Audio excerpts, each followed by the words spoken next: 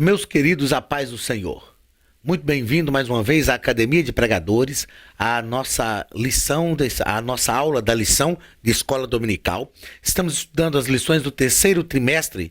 Estudaremos a lição de número 10, do dia 3 de setembro de 2017, as manifestações do Espírito Santo. O texto áureo está em Atos capítulo 2, versículo 39, que nos diz o seguinte: porque a promessa vos diz respeito a vós, a vossos filhos e a todos os que estão longe, a tantos quantos Deus nosso Senhor chamar. Essa promessa é a promessa do revestimento de poder, o batismo no Espírito Santo, que era uma promessa de Deus para o seu povo. E esse fato que está registrado em Atos capítulo 2 iniciou aquilo que era previsto pelos oráculos proféticos de Joel, quando ele diz que o Senhor derramaria do seu Espírito sobre toda a carne. O início disso, é lógico que tem um cumprimento escatológico ainda por acontecer, mas o início desses oráculos proféticos de Joel, capítulo 2, já se iniciaram em Atos, capítulo 2. Verdade prática. Cremos na atualidade do batismo no Espírito Santo e dos dons espirituais distribuídos pelo Espírito Santo à igreja para sua edificação. Ponto central da lição. As manifestações do Espírito Santo são atuais. Objetivo geral: mostrar que o batismo no Espírito Santo e os dons espirituais estão disponíveis a todo crente. Objetivos específicos: apontar as implicações doutrinárias da descida do Espírito Santo. Segundo, explicar a natureza das línguas. Terceiro, mostrar o significado e o propósito do batismo no Espírito Santo. E quarto, afirmar a atualidade dos dons espirituais. Leitura bíblica em classe está em Atos capítulo 2, versículo 1 ao 6, e primeira carta de Paulo aos Coríntios, capítulo 12, versículos 1 ao 7. O texto nos diz o seguinte: cumprindo-se o dia de Pentecostes, estavam todos reunidos no mesmo lugar. E de repente veio do céu um som como de um vento veemente e impetuoso, e encheu toda a casa em que estavam assentados. E foram vistas por eles línguas repartidas como que de fogo, as quais pousaram sobre cada um deles. E todos foram cheios do Espírito Santo e começaram a falar em outras línguas, conforme o Espírito Santo lhes concedia que falassem. E em Jerusalém estavam habitando judeus, varões religiosos de todas as nações que estão debaixo do céu. E correndo aquela voz, ajuntou-se uma multidão e estava confusa, porque cada um os ouvia falar na sua própria língua. Acerca dos dons espirituais, não quero, irmãos, que sejais ignorantes. Vós bem sabeis que éreis gentios, levados aos ídolos mudos, conforme éreis guiados. Portanto, vos quero fazer compreender que ninguém que fala pelo Espírito de Deus diz: Jesus é anátema. E ninguém pode dizer que Jesus é o Senhor, senão pelo Espírito Santo. Ora, há diversidade de dons, mas o Espírito é o mesmo. E há diversidade de ministérios, mas o Senhor é o mesmo. E há diversidade de operações, mas é o mesmo Deus que opera tudo em todos. Mas a manifestação do Espírito é dada a cada um para o que for útil. Nesses dois textos, a palavra de Deus está nos disciplinando sobre o batismo com o Espírito Santo, ou o momento em que ocorreu esse revestimento de poder, Atos capítulo 2, e na primeira carta aos Coríntios, capítulo 12, Paulo está disciplinando a igreja sobre os dons espirituais. A proposta dessa nossa lição de hoje é tratar de um assunto que parece está ficando esquecido no meio evangélico. E principalmente, por mais estranho que pareça, no meio pentecostal, porque isso faz parte da nossa experiência de fé, a experiência pentecostal. O batismo com o Espírito Santo. Eu sei que ocorre em várias situações, Jesus tem batizado pessoas com o Espírito Santo, mas é preciso criar nesta nossa geração de crentes o verdadeiro desejo pelo batismo no Espírito Santo. Levar as pessoas a clamarem, a pedirem, a suplicarem ao Senhor que elas sejam batizadas com o Espírito Santo. Na minha geração de adolescentes, a gente sentia vergonha quando alguém perguntava quem era batizado no Espírito Santo e a gente ainda não era. Então nós buscávamos isso intensamente. E infelizmente nós entramos num caminho assim que as pessoas não estão tão voltadas para isso nos nossos dias. Mas nós louvamos a Deus por essa lição que vem para nos despertar em relação ao batismo no Espírito Santo. E também em relação aos dons espirituais, né? Os dons espirituais são capacitações espirituais sobrenaturais para o crente, para desenvolver a obra de Deus. O batismo no Espírito Santo é uma potencialização que a igreja recebe para a obra evangelizadora. E eu disse esses dias que nós precisamos fazer eu estava numa igreja e falei, irmão, nós precisamos fazer um seminário sobre pentecostalismo para que nós voltemos às verdadeiras origens do pentecostalismo. O Pentecostes, né, o revestimento de poder ocorreu na festa de Pentecostes, por isso pentecostalismo, para potencializar a igreja para a obra evangelizadora. Se nós recebemos o batismo no Espírito Santo, mas não somos alavancados para a obra evangelizadora, para a obra missionária, tem alguma coisa errada. Tem alguma coisa errada, porque a igreja primitiva alcançou o mundo da sua época, conquistou o seu mundo, ganhou o mundo habitado naquela época, alcançou, aliás, o mundo habitado naquela época com a pregação do evangelho, justamente porque foi capacitada através do revestimento de poder. E foi para isso que o Senhor nos chamou. E Paulo vai falar a respeito dos dons que devem ser ovacionados novamente entre nós. As pessoas devem ser levadas, ensinadas a buscar os dons espirituais, entendendo que os dons espirituais são extremamente necessários para a vida prática cotidiana, para a vida cristã cotidiana, porque nós estamos lidando o tempo inteiro com o mundo espiritual. E para lidar e vencer o mundo espiritual, nada melhor do que receber uma capacitação também espiritual. E essa capacitação são os dons espirituais que vêm para a nossa vida. Muito bem. A introdução da nossa lição nos diz que as manifestações do Espírito de Deus, tais como veremos, dizem respeito primeiramente ao batismo no Espírito Santo e aos dons espirituais. Nós sofremos muitas críticas ao longo da história por causa da nossa fé cristã e por causa da nossa prática de fé pentecostal. Nós louvamos a Deus que isso mudou, né? Louvamos a Deus que isso mudou, porque há tempos atrás falava-se que essa experiência pentecostal era coisa para gente desintelectualizada, para gente que não pensava, para gente que não refletia. Glórias a Jesus, porque isto mudou. Essa história foi transformada. Nós sabemos que temos hoje um grande número de pessoas de todas as esferas sociais que vivem a fé pentecostal. E não obstante, nós temos também como os nossos irmãos aqueles crentes tradicionais, e eu sempre faço questão, como pentecostal, faço questão de afirmar que os crentes de igrejas de denominações tradicionais também vão para o céu, desde que tenham a mesma base doutrinária que nós temos, que é a base doutrinária bíblica. Não é? O que faz com que uma denominação seja uma seita é quando ela vai de encontro, fere princípios fundamentais da fé cristã. Os crentes tradicionais, as igrejas tradicionais, creem no Espírito Santo. O que elas não creem, o que eles não creem é na atualidade dos dons carismáticos. É outra coisa.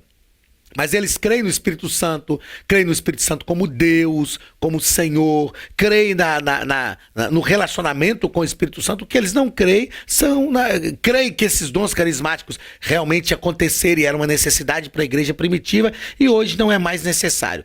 É uma experiência de fé diferente da nossa, mas a base doutrinária da fé é a mesma. Então vamos para o céu juntamente conosco.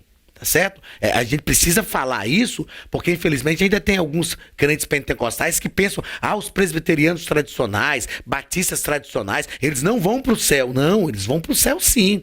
Eles vão para o céu, porque tem a mesma base doutrinária de fé que nós. Tem uma experiência de fé diferente. Mas nós que somos pentecostais, temos uma experiência de fé envolvente. E nós precisamos viver isso. Precisamos viver isso, porque essa é a nossa experiência de fé bíblica. Bíblica. Se por um lado nós estamos afirmando que os crentes tradicionais também estarão no céu conosco, porque tem a mesma base de fé, mas a nossa experiência de fé é uma experiência de fé bíblica. O que não pode é aqueles que não vivem essa experiência falarem daquilo que não conhecem. A verdade é essa. Eu disse uma vez para um colega de turma, né, porque eu fiz pós-graduação em teologia sistemática e fiz numa igreja renovada, a faculdade ligada a uma igreja renovada, mas tinha lá alguns crentes tradicionais. E um dia um rapaz começou a nos criticar de forma assim, pejorativa. E eu disse para ele, olha, se você não conhece, não fale daquilo que você não conhece. Porque essa é a nossa experiência de fé. Então, é preciso... o respeito é uma via de mão dupla. Se por um lado, como pentecostal, eu quero que você, nosso aluno aqui na Academia de Pregadores, entenda que nós não estamos aqui para bater, para criticar a fé cristã tradicional, porque eles têm a mesma base de fé. Por outro lado também, nós estamos aqui para exigir respeito com a nossa experiência de fé, porque ela tem fundamentação bíblica. O pentecostalismo é bíblico. Nós somos pentecostais, biblicamente falando, doutrinariamente falando, e precisamos viver essa fé pentecostal. A fé pentecostal é envolvente, empolgante, ela é doutrinária também. Porque é isso que nós estamos fazendo aqui, estamos aprendendo. É isso que a Academia de Pregadores faz. É ensinar teologia de forma acadêmica. É a maior escola de teologia online do Brasil que procura ter professores que realmente ensinem teologia de forma acadêmica. Porém, com uma profissão de fé pentecostal. Então a nossa teologia é acadêmica, é bíblica e é pentecostal. E nós não nos envergonhamos de afirmar isso. Precisamos viver esta fé pentecostal de verdade, de forma genuína, dentro dos limites doutrinários da palavra de Deus também. Não extrapolar esses limites, porque esse é o problema. Tem pessoas que extrapolam esse limite. Eu disse agora há pouco que nós precisamos fazer seminários para rever o nosso pentecostalismo, voltar às verdadeiras raízes do pentecostalismo. Essa é uma verdade também que se assevera no meio pentecostal, porque muitos descambaram para aquilo que o pentecostalismo nunca foi. A verdade é essa. Muitos acabaram extrapolando os limites daquilo que o pentecostalismo nunca foi de verdade. Então precisamos retomar as verdadeiras origens do pentecostalismo. Então, primeiro ponto, a descida do Espírito Santo. Primeiro parágrafo, a experiência do Pentecostes. Então não é difícil descobrir na Bíblia o que é batismo no Espírito Santo. Essa experiência que é registrada em Atos 2 e registrada em algumas outras ocasiões também na Bíblia. Na verdade, o próprio Jesus disse isso, porque na verdade João batizou com água, mas vós sereis batizados com o Espírito Santo, não muito depois desses dias. A gente vai aprender aqui que esse batismo no Espírito Santo não é a segunda bênção, como a gente ouviu falar, infelizmente, muitas vezes, por uma falta de compreensão correta. O batismo no Espírito Santo é uma potencialização, um revestimento de poder para a obra evangelizadora. Então, o próprio Jesus falou desse batismo no Espírito Santo. O próprio Jesus falou desse revestimento de poder. Ele ordenou os discípulos dizendo: ficai em Jerusalém até que do alto sejais revestidos de poder. Ele disse aos discípulos em Marcos capítulo 1: recebereis poder ao descer sobre vós o Espírito Santo e ser-me-eis testemunhas tanto em Jerusalém como em toda a Judéia, Samaria e até aos confins da terra. O próprio Jesus falou disso. Segundo parágrafo: batismo no Espírito Santo ou com o Espírito Santo. Então, as duas traduções são legítimas, porém nós adotamos batismo em águas e batismo no Espírito Santo, pois com o Espírito Santo pode parecer aspersão, o que contradiz a ideia de imersão. Então, quando falamos de batismo, falamos batismo em águas. Até porque a própria ideia, outra coisa que nós queremos deixar claro, não é o momento aqui da gente discutir a forma batismal, ok? Porque tem igrejas que batizam por aspersão, né? Nós não acreditamos assim. Nós cremos que o batismo tem que ser por imersão, porque a própria palavra batismo significa imergir, mergulhar. Então, por isso nós falamos batismo em águas, dando a ideia de imersão. Batismo no Espírito Santo. Porque se falarmos batismo com o Espírito, não está errado falar batismo com o Espírito Santo. Mas a gente faz uma opção por usar a expressão batismo no Espírito Santo, porque traduz essa ideia também de imersão. Com o Espírito Santo pode deixar aí uma lacuna para alguém entender que o batismo no Espírito Santo pode ser por aspersão também. Então é tão somente uma questão doutrinária, institucional da fé cristã pentecostal, ok? Os sinais sobrenaturais do batismo no Espírito Santo. No dia de Pentecostes, ocorreram 2 sinais sobrenaturais que não ocorreram mais em nenhuma outra situação que a Bíblia fala desse batismo no Espírito Santo. Quais são esses sinais? O som como de um vento, não se viu vento, foi um som, isso foi um sinal sobrenatural, ouviu-se um som como de um vento veemente e impetuoso, e a visão de línguas repartidas, não línguas de fogo, porque tem pessoas que dizem, eles falaram línguas de fogo, e aí é o que nós falamos, aqueles que extrapolam os limites do pentecostalismo. Foram vistas línguas repartidas como que de fogo. E aí ouviu-se o falar em línguas espirituais. Por que eu sempre falo línguas espirituais? Porque tem gente que fala, isso aqui são línguas dos céus. Não sei. Essas línguas espirituais que nós falamos, são línguas que nós falaremos no céu? Não sei. A Bíblia não fala sobre isso. Ah, são línguas dos anjos. São línguas dos anjos? Também não sei. Então, como nós não podemos afirmar, uma coisa nós temos certeza, é uma experiência espiritual. Então, eu prefiro usar o termo línguas espirituais. São línguas estranhas, porque são línguas que nós não conhecemos, em alguns casos, né? No caso aqui do dia de Pentecoste, o Senhor tomou os crentes ali com o que nós chamamos de xenolalia, que são línguas pátrias. Então, além de marcar a chegada do Espírito Santo no dia de Pentecostes, as manifestações sobrenaturais também inauguraram a igreja, e aquelas pessoas que estavam ali disseram, olha, não são eles todos varões galileus?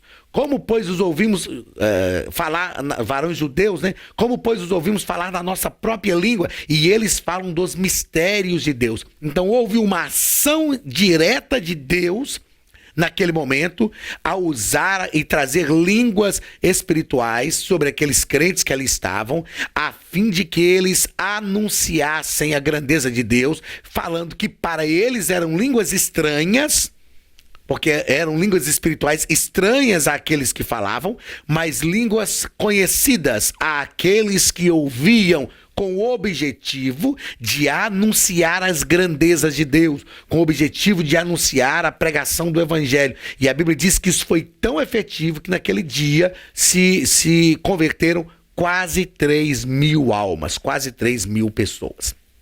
Segundo ponto, a natureza das línguas, a fonte das línguas, a fonte delas é o próprio Espírito Santo. É ele quem produz essas línguas espirituais em nós, o que torna a evidência visível e contundente, né? Algumas pessoas discutem muito sobre a questão do falar em línguas como dom. Na verdade, as pessoas esquecem que o que é dom de variedade de línguas. O falar em línguas é uma evidência do batismo no Espírito Santo. É o que nós cremos e o que nós defendemos. Então, para que nós tenhamos a convicção que a pessoa foi batizada no Espírito Santo, uma das evidências, e uma evidência peculiar, é o falar em outras línguas, ok? E nós temos como dom, que a Bíblia fala, de variedade de línguas, tá joia? Existe uma discussão aí que todos já foram batizados. A gente tem que entender que o termo batismo é imergidos, mergulhados na vida do Espírito, e que basta tão somente manifestar o dom e tal. As pessoas confundem um pouco isso aí. O dom é de variedade de línguas. O falar em línguas é uma característica, é um sinal do batismo no Espírito Santo, tá bom? Do revestimento de poder. Segundo parágrafo do segundo ponto, a glossolalia. Se não me falha a memória, eu falei agora sobre xenolalia, fazendo uma alusão às línguas pátrias. Se eu falei, aí eu me equivoquei. É a glossolalia, é a manifestação das línguas estranhas no batismo com o Espírito Santo como línguas, como das línguas, como um dos dons espirituais. O termo glossa, língua, idioma, lália, falar. Então, glossa vem de língua, de idioma. Foi o que aconteceu no dia de Pentecostes. Então, quando nós estudamos sobre o batismo no Espírito Santo, é importante que você estude a Academia de Pregadores, no curso o curso médio em teologia, oferece esse recurso, né? Nós estudamos as línguas espirituais, ou línguas estranhas, por duas vertentes. Xenolalia, são línguas espirituais que não são línguas pátrias. E quem fala edifica-se a si mesmo. Paulo disciplina a igreja de Corinto falando sobre isso. E a glossolalia, que são línguas espirituais. O Senhor toma a pessoa, o Espírito Santo toma a pessoa com línguas espirituais, é estranha para ela que está falando, mas são línguas pátrias, para que o evangelho seja pregado, uma situação específica, para que se cumpra um propósito de Deus, que foi o que aconteceu no dia de Pentecostes. É importante saber que as línguas manifestas nos dias de Pentecostes são as mesmas que aparecem na lista dos dons espirituais. Ambas são de origem divina e sobrenatural, mas são diferentes apenas quanto à função. Então, ou seja, a xenolalia são línguas espirituais que edificam a si mesmo, estranhas àquele que fala, mas edifica a si mesmo. Embora Deus possa dar a interpretação, que aí é o dom espiritual de interpretação de línguas. A glossolalia são línguas espirituais estranhas àquele que fala, porém línguas inteligíveis a algumas pessoas que ouvem para cumprir um propósito específico de Deus, para trazer uma mensagem ao coração da pessoa. No caso do dia de Pentecostes foi para falar das grandezas de Deus, a fim de produzir salvação. Este é o objetivo. Terceiro parágrafo deste segundo ponto, sua continuação. Isso aconteceu, assim como no dia de Pentecostes, na casa de Cornélio. O mesmo fenômeno aconteceu na chegada de Paulo em Éfeso. Então há uma continuidade. A Bíblia diz em Atos 2 que eles começaram a falar em outras línguas, conforme o Espírito lhes concedia que falassem. E a ideia aqui é que se eles começaram, isso tem continuidade. Então, além de buscar o batismo no Espírito Santo, depois de sermos batizados, nós precisamos buscar o renovo. E esse renovo é algo natural. O falar em línguas espirituais para aqueles que são batizados no Espírito Santo é tão comum quanto falar a nossa própria língua. Porque quando nós nos envolvemos com o Espírito Santo, sentimos a presença dele, ele nos renova.